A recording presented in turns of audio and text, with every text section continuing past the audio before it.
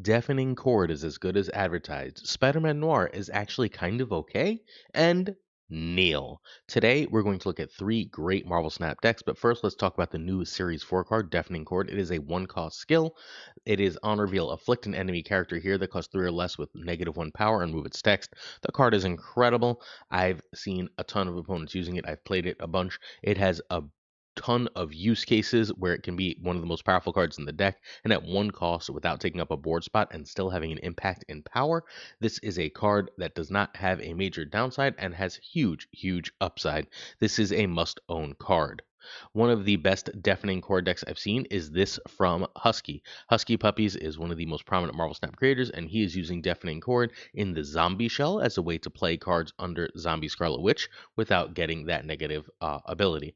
Also, Deafening Chord will also have more than one target, and being able to play it on Joaquin Torres for multiple hits is also very powerful. You can find Husky at twitch.tv/huskypuppies35. We need the Hunger, Joaquin Torres, Zombie Scarlet Witch, Zombie Giant Man, and Merlin for this. It's going to be really hard not to do this with Prodigy in the deck, but you can try Absorb Man for either Prodigy or Gwenpool.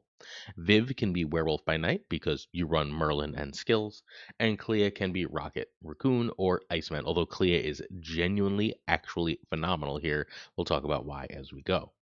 All right, so Deafening Chord is just obviously a nice, simple, incredibly powerful control card where we don't have room for anything really expensive here, especially in our late game. Our late game is often going to be filled up with cards like Juggernaut and Zombie Giant Man. Having access to Deafening Chord, which obviously fits more easily along the curve, is huge. The Hunger makes big zombies. Zombie Scarlet Witch makes big zombies. Zombie Giant Man takes care of big zombies. Simple enough, right? Kitty Pride gives us something that we can consistently play under Zombie Scarlet Witch, get in and out of that lane. Clea is a card that we almost always want to sit in hand. We have no real way to buff Clea on the board. We are trying to buff Clea with Viv Vision and Gwimple. If we can get those skills, they are among the best things you could ever play on Joaquin Torres, turning a -3 into a -6, turning the Hunger into a +6, turning Deafening Chord into a -2 hit 2. That is the purpose of Torres. Feel free to hit Torres with Prodigy. That will make you the biggest possible Hungers. That will make the Deafening Chord and the Clea spell the best they possibly can be, and fairly likely win you those lanes. When you have those things going, when you have that lane one with Joaquin Torres and Prodigy, it's fairly easy to win another with either Juggernaut or Zombie Giant Man. Merlin is yet more skills. At the end of the game, turning Joaquin Torres into a 4-drop is a very powerful thing to do. So is chucking, for example, a Clea once you've used it up into the deck for some extra energy. You have a lot of optionality. Viv is one of your two buff cards. Prodigy can copy Joaquin Torres, as mentioned, or copy Zombie Scarlet Witch. Playing Zombie Scarlet Witch into Kitty and Prodigy is a very powerful thing to do. Gwenpool is just a nice buff card. Again, same concept as Viv. You do want to if you're going to run Clea. Juggernaut is a late game lane winner, and Zombie Giant Man is the big thing. All right, so with this deck, Husky went 24 and 12, a 63% win rate, and this is one of the best homes for Deafening Chord and a reasonably cool deck using a lot of cards that you don't see all the time. So turn 1, Hunger over Kitty. Turn 2, Torres Falcon over Merlin over ones, obviously pending your hand. Turn 3, Zombie Scarlet Witch over Viv. Turn 4, Stuff under Viv, Prodigy for Zombie Scarlet Witch or JTF or Gwenpool. You can snap if you're getting a bunch of Viv triggers, especially if you're getting a bunch on Clea. You can snap on Prodigy on Torres if you have the right targets, but obviously if you have the wrong targets, that's a much harder play to make. Turn 5, Zombie Giant Man is better than just playing some combo stuff. You can, especially if you have double Zombie Scarlet Witch, play a bunch of stuff under there right now. And then Juggernaut plus whatever you can. Generally speaking, some Clea spells and some 1-drops is the way to go on turn 6. Sometimes you'll play Zombie Giant Man on turn 6 and Juggernaut on turn 5, so on and so forth. Don't feel like this is a must-do. This is an ideal play order. All right, this is the deck. That is doing really well right now with a bunch like Clea and Joaquin Torres Falcon are cards that are often slept on that are becoming really solid as they release more and more one-cost skills, as they release more and more different ways to take advantage of all these different packages. We get better use out of these older cards, which is a really cool place to be. And if you always want to be on the cutting edge of Marvel Snap, if you want to keep this game fun, not playing the same decks over and over again, please make sure you sub, like, and comment. Keep it here. We give you several new decks every single day. If you want to keep the game fun and win more games of Snap, this is the place to be. Sub, like, comment. And you can also, by doing so, win a spider punk. We give away one a week here on the channel. All you got to do is do those three things, and you can get the spider punk. All right, next up, we got the Herald deck, and this one's brilliant. So, there's a lot of Shadow King out there, right? And so that makes the Man Spider, Symbiote Spider-Man, all the Man Spider shenanigans with Penny Parker and Hulkbuster and Agony a little bit worse. You can still do those things with Taskmaster and win a fair amount of games. However, when you're setting those up, it looks a lot like the setup for Galactus.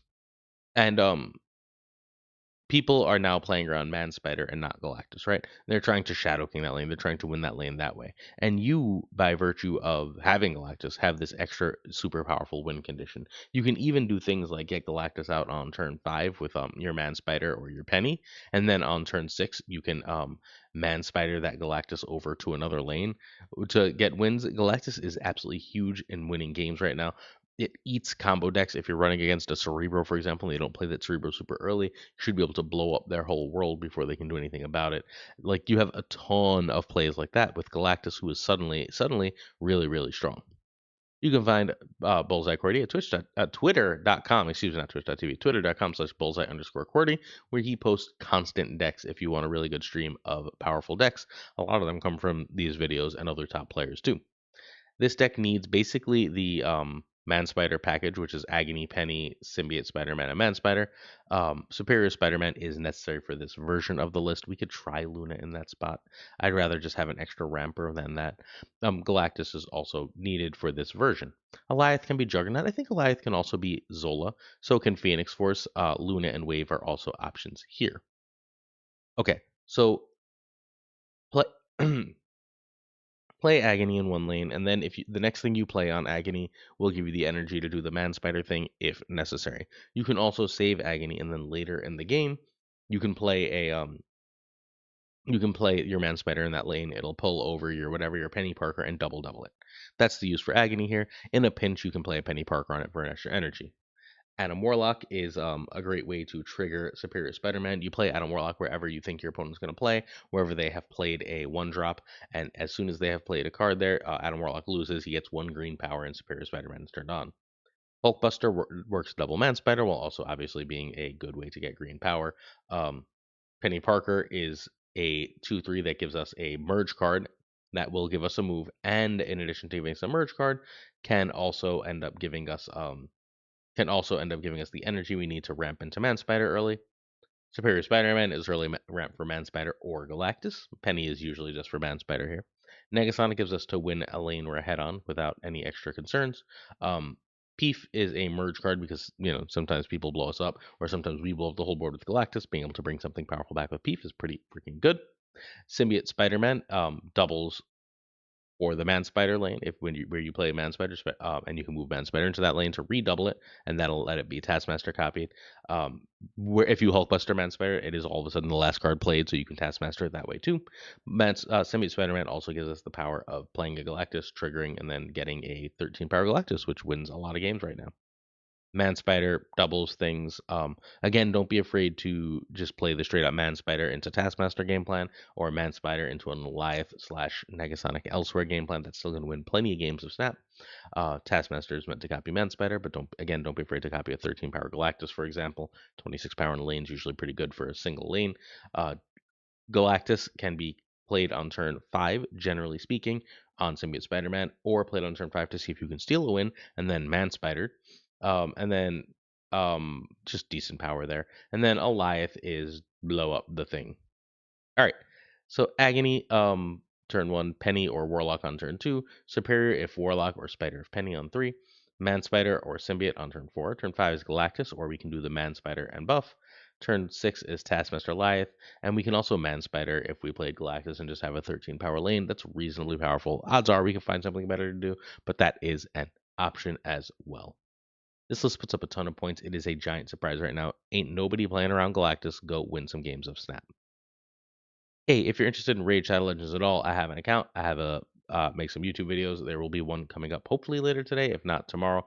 I'm really, really enjoying this game. I'm having a blast. If you're interested in checking it out, please do so. It would mean a lot to me if you were willing to. And I think the game gets an undeserved bad rep because it's genuinely a blast.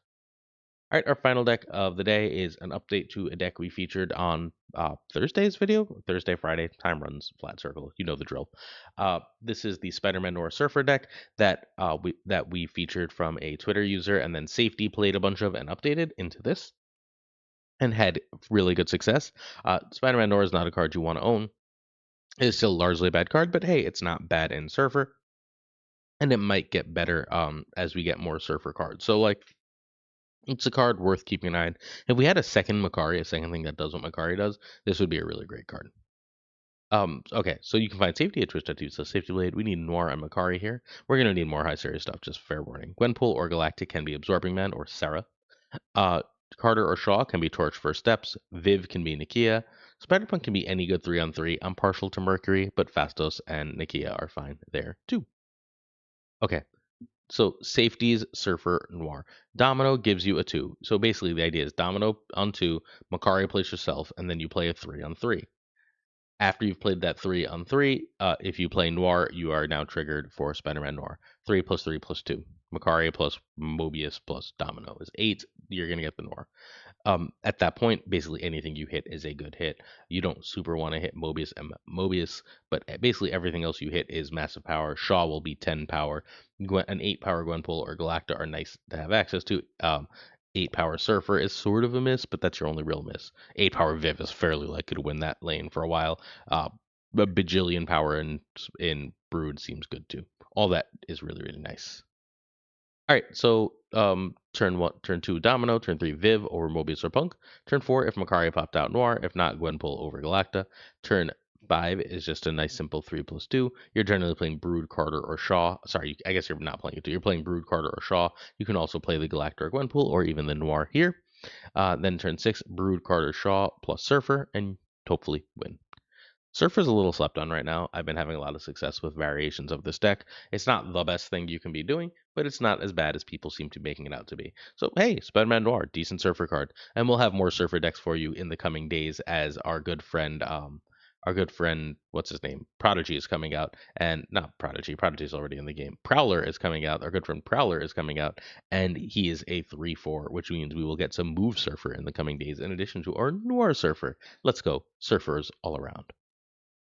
All right, please check out the stream at twitch.tv/pulseglazer. It should be live right around when this video goes live. Stream with smiles. So if you want to come check that out, please do. And our season pass question is simple. How was your weekend? Did you have a good one? If you're interested in how my weekend was, it was my wife's birthday weekend. We went to Neenbeen on vacation with my family and some friends. And I have a raid video where I talk all about that coming up soon. Send your support on our Patreon. Come with honor. Thanks. I'm going to thank these people as fast as humanly possible because I'm doing this before work. So check out patreon.com/snapjudgments if you're inclined. Jonesy Snap 22, Abigail Lisa, Minotaur Burner, LEB, Inc., Iron Frost, Iron Cloak, Quantum Day, Prime Ryan, Ryanberg, Ryan Snap, Ren, Vera Group, Beth, Gopher Kev, Caretaker League, Koire, Kuzushi, Angel 3K, Black Dahlia, Power Frost, The Goat Seeker, Code, Hollow, Sin, Fat Nick, Absolute Shan, Dirty Casual, Dark Google, Mr. Rebel, Cables, Ginger Prime, Philly, Haplo, Kenny Loggins of the Bizza, Black Chibis 23, Skippy G, Jessica Gamble, Slush The King Bros, The Great Kazoo, Werewolf, Kev Sioto, Colt, Clam, David Moo, Wingfield, Steven, Brian Coffinger, Stage Smart, Jason B, Matt V, William Billy, Nick, Rachel Smith, Charles Washington, Corbin, John Q, Jimmy Q, Yes Out, Ace Age, One Big Man, Cactus Jack, Steve O, Yomer Code, Ted Broke, Whipper Joe, Snapchat Joe, Pickety Bot, Bricks to Click, Ocular Screen, Goblin, Blonde, These Spectrums, Hoot, Only Fox, Matt H, GG, Mackay Jinx, No Freaking Flex, Nick DeGreeky, Toxic Soul King, King of Canada, JJ, Demon Falcon, Falthor Newman, Two Ties, Great Lord as the Parking Tucka, and of course Gunny T, where the T stands for. There's the second video today. I think. Depends on when things happen. If the new mode comes out today, there's a second video today. If not, then there's 2 videos tomorrow. But either way, you get an extra video this week. Peace. Hope you enjoy watching.